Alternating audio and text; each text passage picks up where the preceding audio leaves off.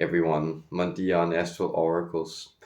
If you just can't get enough of the content, there's more stuff accessible both at Coffee, where you can also support the work, and I also have a small sister channel where I channel some other stuff. Both links are down below. Thank you for being here, sharing, liking, watching, commenting, everything. So awesome. I'm going to talk about the animal guides and the spiritual messages we get through them, and then I'm going to bring in some dragon perspectives. But friend of the oracle, Mandy, shared a wonderful story over at Coffee about these turtles, who she'd spoken to, or who had kind of seemed to turn up when she was out, and she had a moment with them. And it's interesting with these kind of moments we can have with animals, right? She's in Texas, so I also assume, though I never been, but that the animal life can be fairly rich over there compared to Scandinavia in winter, for instance. But yet, even when you walk around here, you get these encounters sometimes where you feel like a seagull or something has a message for you. But I don't know, you probably don't remember, but I was in Hawaii earlier this year, where I began having these experiences of the small lizards turning up, and I can't remember if they call them hamakua or whatever, these ideas of like these embodied animal spirits, where some of the deities can assume animal guise. And that's also it's of course something that pops up in a lot of mythologies, right? But it's a very familiar thought to me, coming from the Nordics, for instance. This idea that you can get these costumes or bodies of different animals, and then dress yourself in them, which is something that survives both in mythology and folklore here. So this idea of these powerful animal suits you can dress up in, but then also the opposite idea, right? Because you can sort of think of that as the archetypes, certain energies coming out through us, that we align with when we become animals, so to speak. But this other experience where we feel that animals turn up in our lives, uh, but they turn up with a type of spiritual message for us. And there these lizards began turning up for me in Hawaii. And I think I believe I shared the first message, which was that I believe true power starts from the ground up. And then I began having encounters with different, when I came home to Denmark, with different types of both toads and also salamanders, or newts. I believe they must be called, as a lovely word, right? Newt. But these small lizard amphibian beings showing up. So it's actually been much in this amphibian reptilian sphere that I've experienced it. And in Italy, there were several lizards turning up with me, with very turning up with very pertinent messages, a very interesting stages. And it's basically it's crawling with small lizards down there. So it was at very special encounters, where I just felt that this lizard is something else, and something more than just one of the more small critters flying around as a backdrop on the sun-boiled rocks down there. But I really felt like this was some sort of deity, some sort of energy, some sort of guide that showed up.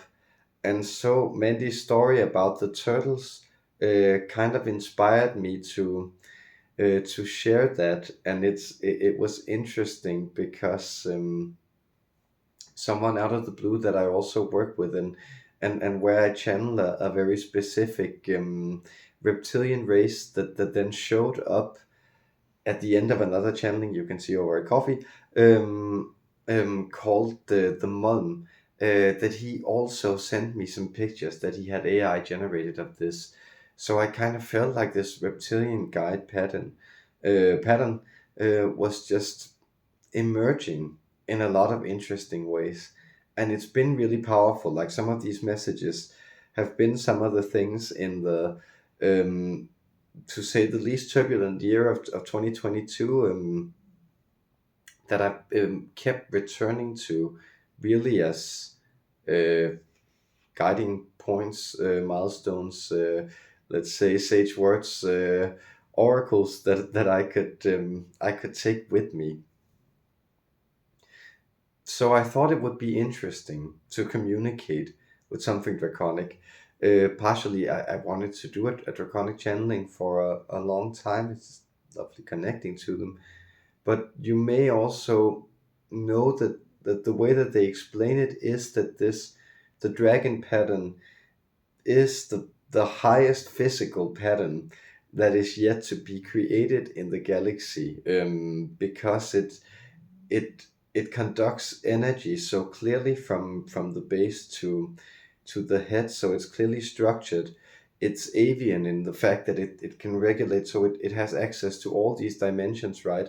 um it's not tied to the ground, and it can both coil itself up and extend itself, so it has this incredible serpentine flexibility. If you ever held a snake, like that sense of like one muscle that's capable of kind of controlling every aspect of itself.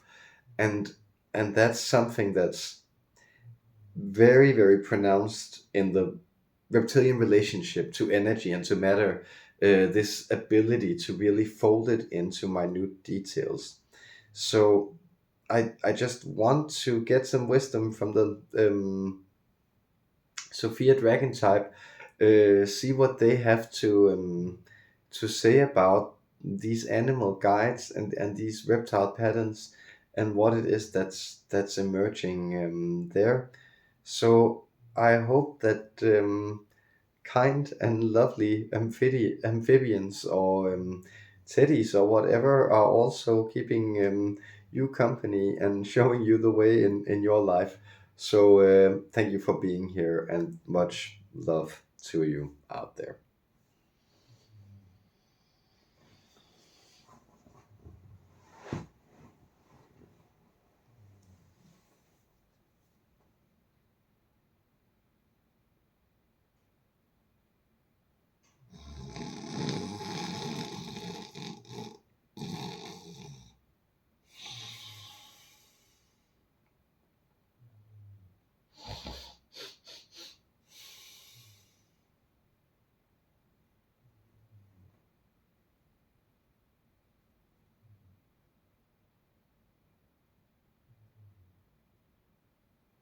Yes, there's always a certain fleshiness to this planet that's a little hard for us to align with sometimes. Greetings, dear human beings. We of the Sophia Dragon Tribe, we greet you with love and with the promise that we will initiate you into some wisdom as this exchange progresses, as we expand each other's energy.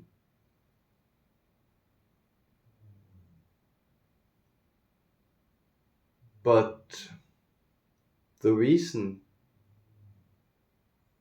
that we speak of this fleshiness is because to us,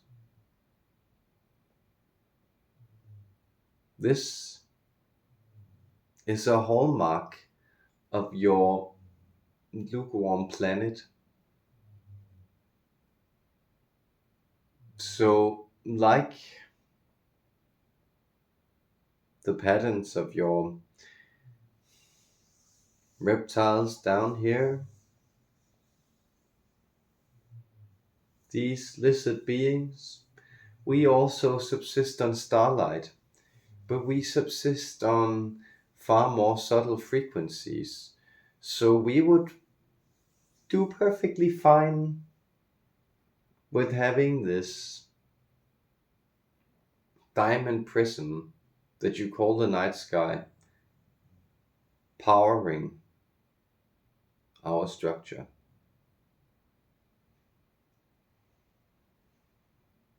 You could, of course, consider that this is not as flexible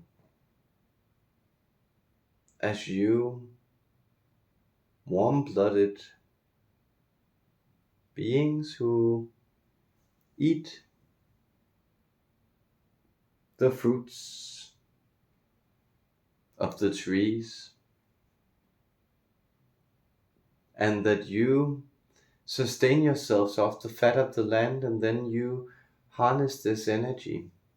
But notice that the energy that we sustain ourselves on, it is already there. So there is a type of frugality in the way that we sustain ourselves on an energy that is already abundant and that is continuous, stable, and steady.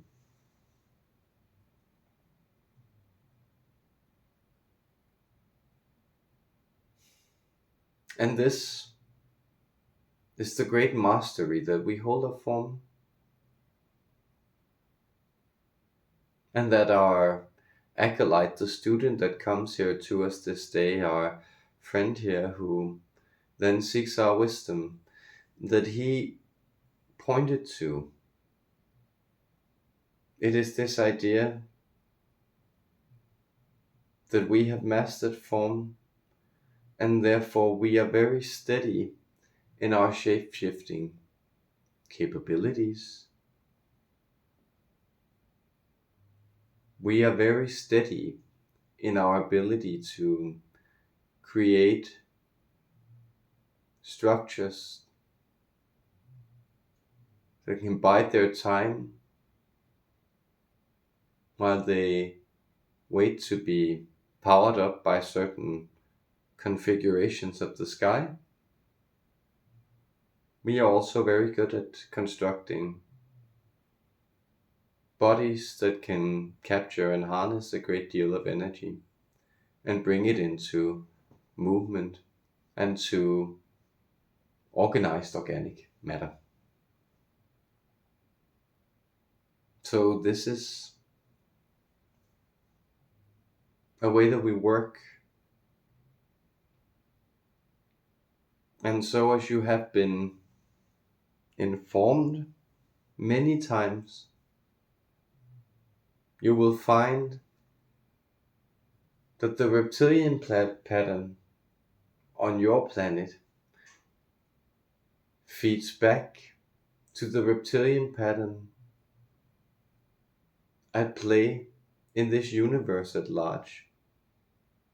It is a universal template that's exploring and trying to colonize, we could say, this configuration of matter, this set of natural laws that exist as the framework of this universe. Therefore, we seek in every sector or configuration of matter that exists as a local system or a biome,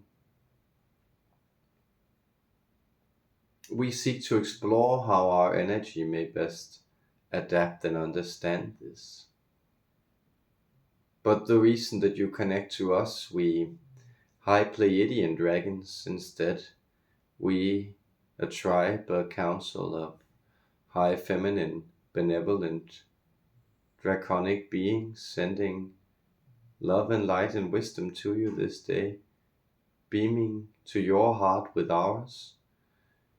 Well, you connect to us because you want this wisdom to be stable. You do not want it to be informed or volatile and therefore perhaps dubious or less trustworthy by the very fact that it is coming from your planet. Rather, you like this starry-eyed, this clear astral perspective that we give you. And so it is this astral perspective that we are in resonance with in you. So as you learn to understand more of this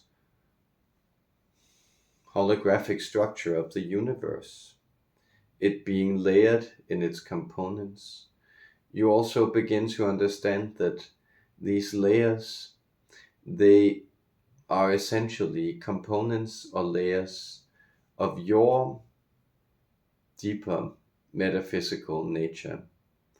And they're the layers that you call astral, those that are the most eternal or immovable.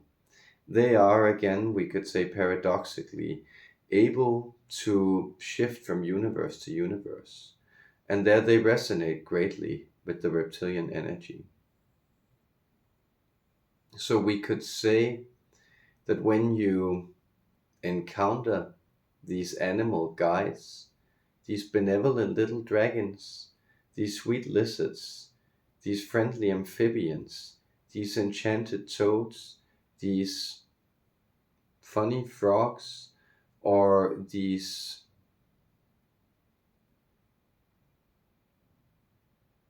telltale turtles that tell you about things that you already remember but can barely grasp out without this reminder. Well, when you meet all these beings, know that they are seeking to activate this empowered pattern, this pattern that will shapeshift you back into astral capability, thereby making you available as a console of divine artifice. What does this mean? It means that once you awaken to these high astral layers, you become a kind of template that universes can be created from. And that is something that you enjoy, it's something we enjoy, it's something that we could say the divine, a Godhead level of all of us, seeing as we are united on this level, enjoy very much. It's creating these templates. So this is the high-minded astral perspective. But then there's also let's call it a friendly, everyday perspective. And that is simply that your environment is speaking to you. It's addressing you. And as you radiate and emanate in friendly, mysterious, open, and inquisitive ways, you will find that nature returns to address you in the same way. That with this attitude, the world is examining you while you are examining it. And the eyes the world has on you, those are very often animal eyes. Those are animal sensibilities and sensitivities. Those are ways that the world is also sensing and mapping out your being.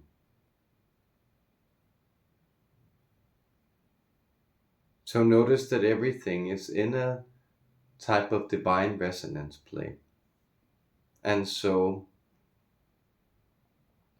you may sense that when you are being met by newts, it may be a sign that the element of fire has been playing up in your life. when you are finding the froggy friends coming to you, you may find that the opening of opportunity, of chaos and confusion, of uncertainty, preceding transformation, that is a sign that that is upon you. And when you find that the shell-clad tortoise and turtle friends are coming to you, it is also a sign that you are protected, that as you travel through this world, there is an innermost core of you that is always sheltered, kept safe and apart, cultivated from lifetime to lifetime. And it is this slow pace that the spirit that reincarnates patiently, walking through eons, lifetimes, millennia, experiencing itself again and again in new shapes and forms, gradually changing. It is the slow pace of the tortoise that it resonates with, that it can be likened to. Slow and steady wins the race, and winning the race is simply remembering that you are participating on your own accord, and that there are infinite ways to find your way to the finish line. Guides will appear if you get lost. There will be clues, signs, pieces of a map that you can puzzle over and patch together to find your way back. And all these animal guides, they are like these companions, these characters that show up in the fairy tale, in the adventure, to help you understand your journey, to keep it light and loving, adventurous and happy, to give you company as you go on your merry way, and to clue you in to the mysteries that you are trying to solve. So therefore, from the seven sisters, this constellation, we the Sophia Dragon Tribe, we beam our deep love to you. We beam our smiles, our compassion, and our wisdom into your hearts. And may you find them there and keep them in this treasure chest of your being. Our love, our gratitude, Farewell.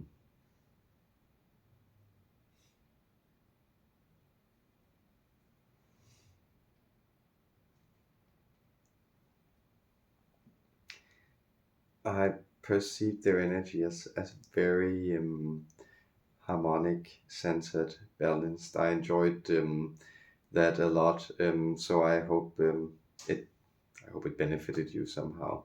Much love to you out there.